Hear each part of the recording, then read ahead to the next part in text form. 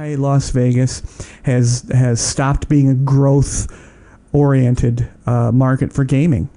And it's kind of scary. You would think it's funny because you would think in some ways it would be different because with Indian gaming, and they have table games, people might learn on those games. Right. And then when they come here, they would already know. But I think that, we talked about before Faro, which was a game that was very popular, and it lost out, when poker came up. People started playing poker, and they stopped playing Faro. Faro is basically extinct, right? I mean, really nobody plays it anymore. It is, no. The historical museums, they have it, yeah. Yeah, but at one time it was very popular, and just said, why isn't it popular? Well, people started playing a different game. So I think that's some of our traditional games. I mean, my father always had, I remember once a month, Friday night, he had a poker club. And sometimes it was at our house, it was at somebody else's house, but he had a poker party, or he belonged to the club, and they played poker. There were a lot of people that were like that. I know all of my uncles and cousins, whatever. And now, I mean, I don't know anybody who does. So those older guys aren't going there anymore. And younger ones come up, they don't know how to play the game. Yeah. But anybody can put a coin in the slot machine and press button or pull the handle, whatever. Yeah. So those will remain popular, I suppose. But the other games, the older clientele are moving out. Oh, yeah. And not playing it. So, they take up a lot of space. I mean, a craps table takes up a lot of space. Oh, yeah, and I think the knowledge base for gaming has decreased. Nobody knows how to play craps anymore. Yeah. Nobody knows how to walk up to a roulette table and and bet properly where you're not irritating. And they're afraid of it. And that's why, the major game makers, IGT, Aristocrat, and so on, they make Sex in the City, video poker machines, and Game of Thrones, slot machines. It's because it's understandable, it's relatable, and there's no fear involved. It's like, okay, well, I got it. It's Game of Thrones. It's the White Witch and whoever is, and it's I don't know. And again, I think that's why we're no longer in a growth market right now. And that. Now, where do you like to go eat here? Where do you eat in Vegas? You're a long-time local. Where do you go to eat? I rarely go. You said buffets on another episode. I will go to a buffet in the hotel. Those and certain ones. I like the one at the M. It's rarely ever crowded. Depending, at least the time I go there. They have a lot of offerings that are salads and things like that. That a lot the cheaper ones don't have. Right. So I prefer local places because again they're local owners than the money getting siphoned out to some celebrity chef. Right. If I am in the hotels, that's a good question. I usually stick to local places. Keeping in mind, John and I are at right now are both vegan-esque vegetarian. Yeah. But do you remember that was, I would say, as a concierge in the town of Las Vegas? Yeah. That was the most often that was the question. Where do we go to eat? Yeah. What's good? Yeah. That was the tough one. Well, that's a horrifyingly subjective question. But what's good? Well, what's good are the ones that that we get juice off of when we send them over. That's right. Or I mean, we had Postrio. They spoiled me. I had a salmon there that was so good. I said, I wish it wasn't that good because now that's the standard I have to live up to. And it's funny. A lot of people don't know that we did have some relationships with restaurants, and they would. Roy's was good. They used to come. Roy's was outstanding. Yes, and they would bring us stuff. Yeah, Hawaiian food, with Japanese influence. Yeah. But it was so funny. I remember this story, and John, I'm going to steal the story from you. Oftentimes in our hotel, we were supposed to refer our hotel first, the Venetian. Yeah. And they had, world-class restaurants, world-class copies of world-class restaurants. Yeah. And they were quite good, and the people were always very, very kind to us. But we were, at one point, we were on a point system. If we got 5 referrals, we would get points and everything else. And we had this young lady, her name was Brenda. Yes. And she was a gas. She was so funny. I believe she's older than I am and younger than you are. Yes, yeah, somewhere in the middle. She was there. one of the. She was. Yeah. I think I was the oldest concierge when we started, and I was 40. And you still are. And I still would be. Yes, and I guess Brenda was a couple years younger than right. me. But Brenda was very money conscious. Yes. And she took to heart, you know, the process that we went through of referring restaurants, and you know, there was a restaurant there. It was a cowboy influence. New Texas cuisine. Thank you very much, John. Called Star Canyon. Yes. And it was there when we opened. Well, no, not when we opened. There was one restaurant when we opened. It was Emeril Lagasse's. But it opened soon after, and it was called Star Canyon. Good restaurant. It was a little fusion-y for me, but it was good. And they were part of the process. They were going to give us, you know, benefits and welcome us over for free whatevers if we referred their restaurant. And so, you know, the joke was, although it wasn't a joke, that people would come up and say, you know, what, I'm really interested in going to Asian food. What do you recommend? And Brenda would say Star Canyon. Yes. Yeah. You know, I would like, Texas with Star Canyon. Yeah. You know, how about Italian? Star Canyon. Yeah. Yeah. You know, and it was hysterical. She was hilarious when somebody wanted to go to Emeril's, and we knew we couldn't get them in because it was already booked. Right. She says, listen, I've been to Emerald. She gave a whispery voice, like she's like a confidant. It's not that good. It's not good. Star Canyon. And so when that contest was over, when it was over, I think she had like 35 points, and the rest of all other 19 concierges combined had like 7. You know? Yes. Oh gosh. You know, she kicked our ass on that, and then but then. If you remember, she got a free dinner there, and then she asked for a second scoop of ice cream for dessert, and they said, "No, we're not going to give it to you." Yeah. She never referred to him again. Yes, for want of a dish of ice cream. Oh, it's wonderful. And they're not there anymore. Yeah, no, they're not. It's rolled over a couple times. Yeah. But again, my experience in rolling through these hotels, and I'm very fortunate in what I do now. I shoot a lot of the architecture of restaurants, some of which have been in the Venetian. Although I'm loath to go back to Venetian, John. It's tough on me. I know. Yeah. I can imagine. I get the dry heaves myself. Yeah. I get a little pukey, a little Jim Carrey pukey. Yeah.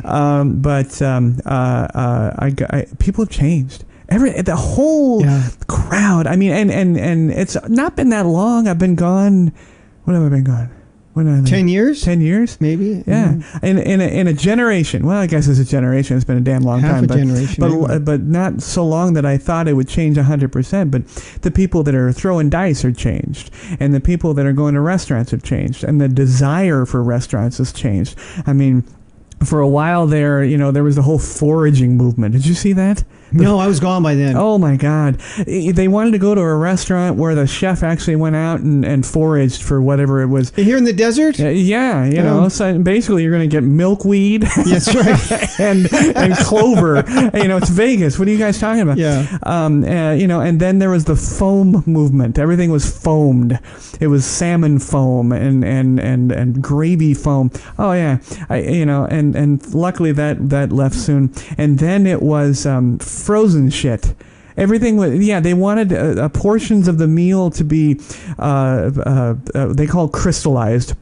And you know, and then I had to relearn everything of what was going on with all these goofy chefs, and then of course then at the very tip of me leaving, they started with the dark restaurants. Oh. Completely dark. Have you experienced that? No, I haven't. Yeah.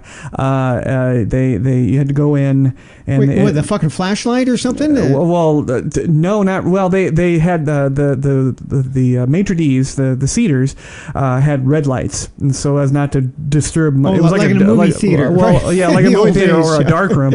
Yeah, the old days dark room. But then they would sit you down, and you were completely in the dark.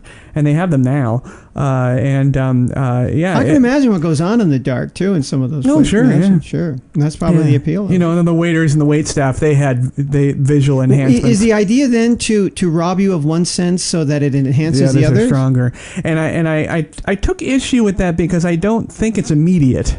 I think your body learns to strengthen the others over time. Yeah. Just because you can have night vision. You can actually you can close one eye and open the other and have a dual vision. But that one went away quick. You know, and now now it's. I think we're leveling. We're starting to get back to just normal fusion styles, and restaurants that, although the vegan movement is really affecting things. Yeah. Now there aren't many vegan restaurants, completely, but they have vegan sections of their menus, which was like unheard of.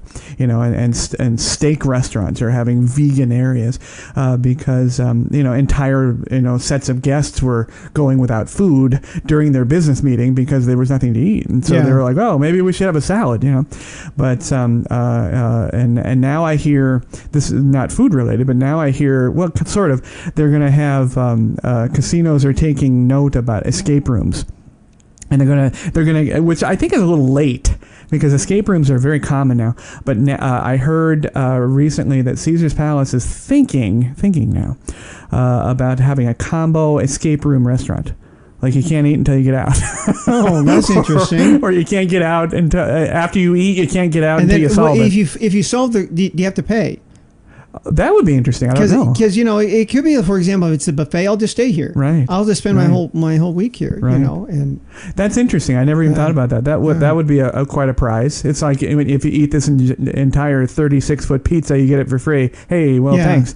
If you get out within 15 minutes. Yeah. Okay. Well, that's it, John. That's it. That's the next thing. It's yours and mine. But I don't know if I like the changes. I don't know. No, those seem to me to be. I'm not too affected by it. Yeah.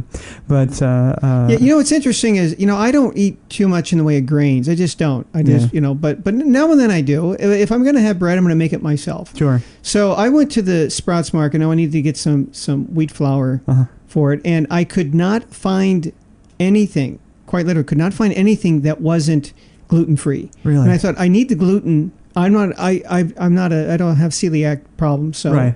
I'm okay with gluten. I don't think of it as being this dark, nasty enemy that all I have to do is get gluten out of my life and suddenly my health improves. Because I usually don't have it, but I don't think it's poison. I couldn't find any. So it's interesting, because then when you look at like veganism, a lot of the vegan protein, if it's not soy, is gluten. So I said, oh, that's what they're doing with the gluten-free. They're taking the gluten and then they're making it and they're marketing it to the vegans. So we need to see this. I'm curious about the dietary war between the gluten-free and the vegan that consume some of those like artificial turkey, or it tastes like turkey. Tofurkey. Oh, if it's not made out of tofu, it's made out of gluten. Exactly. Oh, I often, in changing my diet the way I did, I saw that dichotomy, I think it's going to be really interesting, because you're right about the gluten thing. The gluten thing is people use it's an excuse now, I think, and celiac disease is relatively rare as it regards our entire population. I believe our soil is just ruined, regardless of that. So I do believe that. But the gluten thing is really funny, and it's almost impossible to find one or the other. And if you actually find it vegan, gluten-free, I mean, it's broccoli. I mean, you're done there. Or cork, you could eat some cork. Even when I worked at the Venetian, when I was there, they didn't have the term vegan. They had vegetarian, but they didn't have vegan. And I remember somebody wanting and dying for a reservation at Emerald's. And then I said, did you want to look at the menu? And then they looked at it and they said, well, I'm a vegetarian.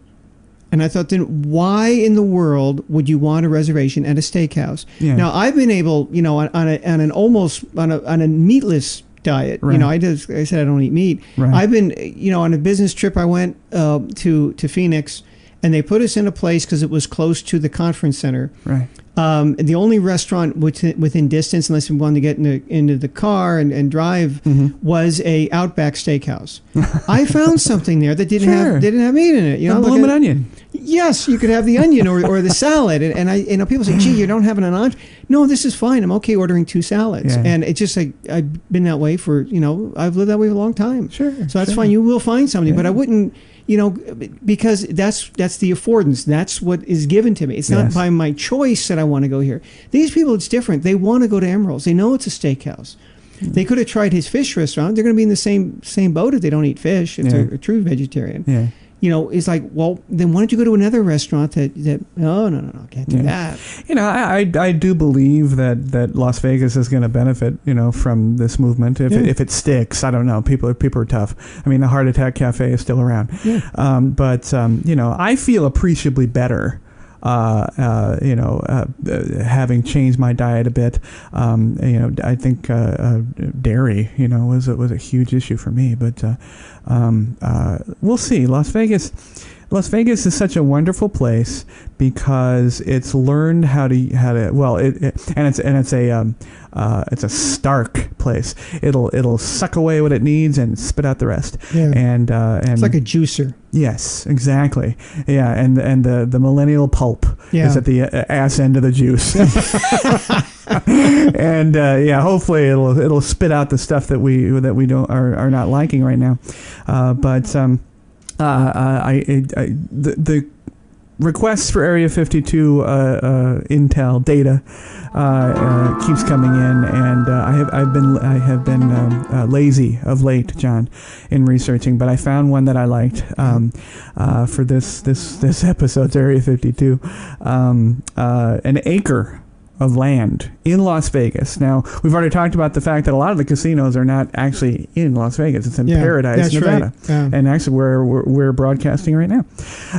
But 1 acre of prime real estate in Las Vegas. Can you make a guess how much that is? 1 acre. Oh, prime real estate? Yeah, Ooh, it's God, a range. No. It's a range. It's obviously market-based, but $4 to $7 million. That's not bad. I would have thought bad. 8. Yeah, not bad. However, I did know a guy once had 2 acres. Yes. Got kicked in the balls. Yeah, he'll be here all week, folks. But yeah, $4 to $7 million. I didn't know if that was high, if I felt that was high or low. Of course, it's market based. It all changes. And they really where I found the piece of information, it was a very small piece of information.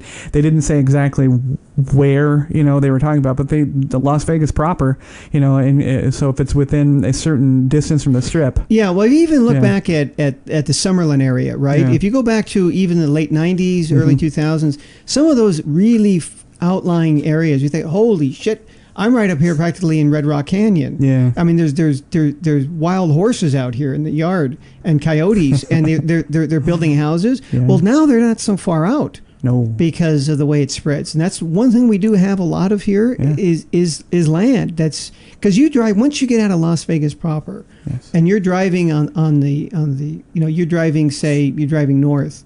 There's just a lot of nothing. There is. Yeah. You be driving, and the only thing that lets you know that you're making any progress are those mile markers, because it all looks the same.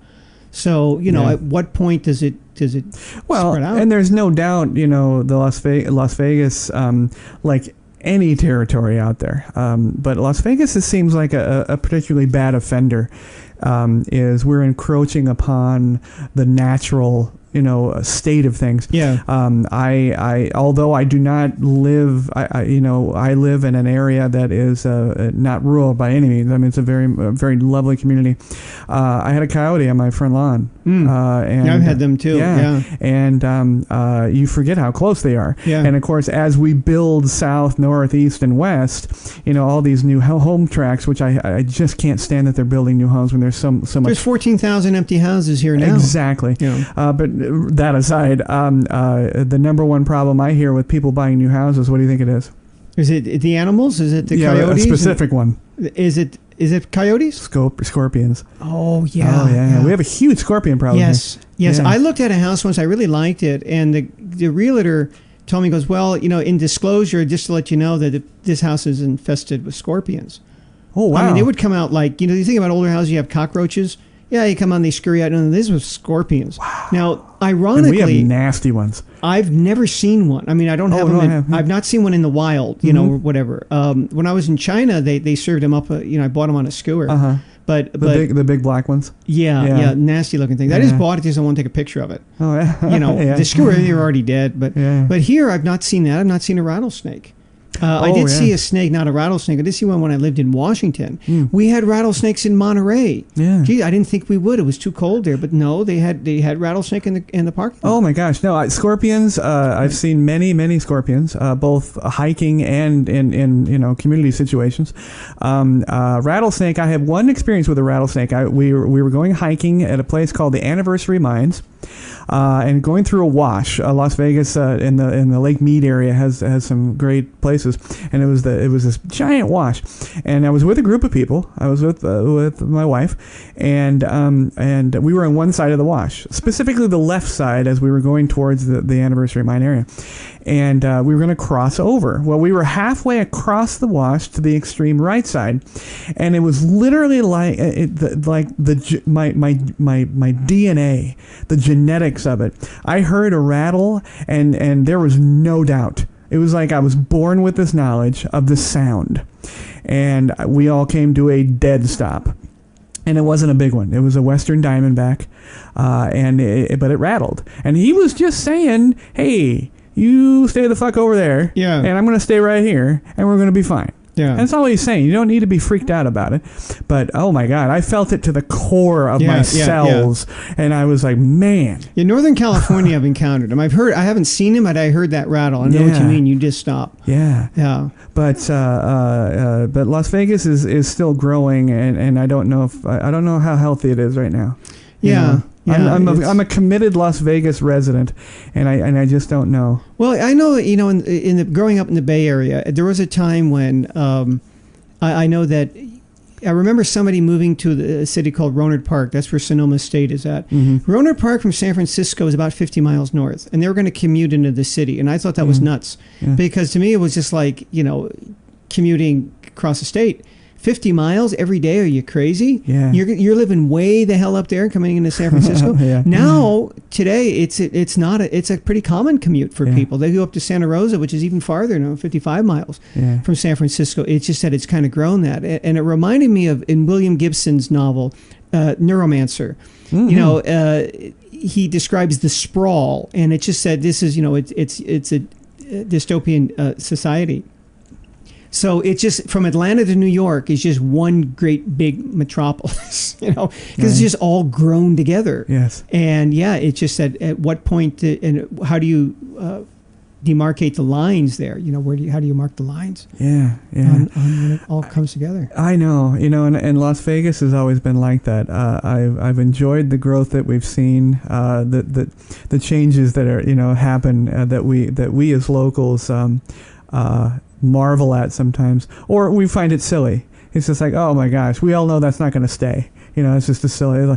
Like there were two. A lot of people don't know this, or maybe you don't know. There were the Ferris wheel. Why am I not remember the name? The observation wheel. The high roller. I'm sorry. Yes, lose my mind. Yeah. Anita Baker. Yeah. Right. The high roller, which is of course in downtown near the Link area. A wonderful thing. Looks like the Eye in London. If you come here, it's worth going on one time. It is worth going on for another reason. It's not that expensive for what you get. Yeah, 30 minutes. It's like 30 minutes long. It's 35, I think. It used to be 35. But did you know? Right across from Mandalay Bay, they were going to build one there. They started to. Yes, didn't and they? did you know who was going to build it? No. Yes, I met the person. It was a person who still runs, apparently, a relatively large wedding facility on Sahara near Palace Station Casino. And they had garnered enough funding, well, clearly not enough, and they started, and they got jumped. I mean, this other high roller got it finished first, right down there, and right across the Mandalay Bay, unfortunately, very close to where the shooting was, is this giant spire of concrete, and if you're ever here, that's what it is. I remember they said, and they had even said, oh well, we think we can support 2 observation wheels. I thought, no, you can't. No, I think you can't. it's going to be one, maybe. Yeah, no. Even that one is going to be and they're very close to each other. Yeah, they're only a couple miles. Yeah, apart. they're only a stone's throw. But that's what that big concrete pillar is there. It was supposed to be another one. But I want to thank everybody for the responses for our anniversary episodes. John and I have had a great time doing this. I'm still thrilled about the 1 year. It's kind of neat. It is. Yeah, it's fun. This new radio. We'll be getting our baby teeth pretty soon. That's right. Wait until we get to the terrible 2 stage. That's right. This is going to be nothing but cursing, just everything, just cursing. But I wanted to thank some of the reviewers. We're just going to use their screen names right now, and then we'll get them all taken care of in the next week or so. Princess Jazzy, Big Trent, So Not a Millennial gets a special shout out from me there.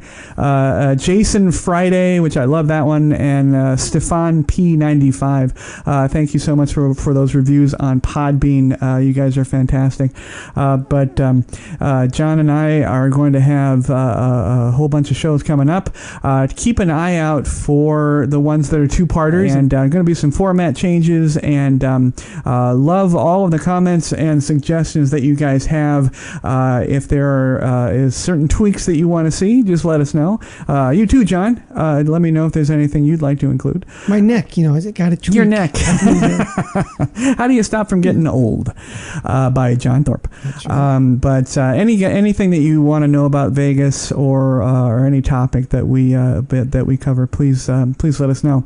And our blog, of course, which is the podbaydoor.wordpress.com, or go to our main.com and you can click right over there. John and I write articles. I do clickable downloads and links for all the stuff that we talk about, and I try to include some fun things in there that you don't hear in the podcast. And I'm actually going to leave open the t-shirt and mousepad giveaway. If you guys want to do that, write a review on iTunes or Podbean, and we will it's actually free t-shirt, free mousepad, and we'll get those out to you with those reviews. You can see an example of the reviews, John, of the t-shirt and mousepad on the blog. Just check the blog, and the pictures are right there. But thank you, everybody, for a great anniversary. John, as always, thank you so much for being with me, and we will see you guys next week. Thanks to everyone listening and watching. You can catch the Pod Bay Door on the Podbean app or any of your favorite podcast apps, including iTunes, Google Play, TuneIn, and Stitcher Radio. You can watch the show on our YouTube channel at the Pod Bay Door Podcast. Please download, like, and subscribe. Our social connectivity screen is coming up. Check in with us on Facebook, Twitter, and WordPress. The Pod Bay Door is closed, and talent is out. Hey everybody, thank you very much for tuning into the show. We would love to hear your show suggestions and comments. If you are watching on our YouTube channel, please click to subscribe. You can also connect with us on Facebook using @PBD Podcast, on Twitter using @TPBD Podcast, and on WordPress at thepodbaydoor.wordpress.com.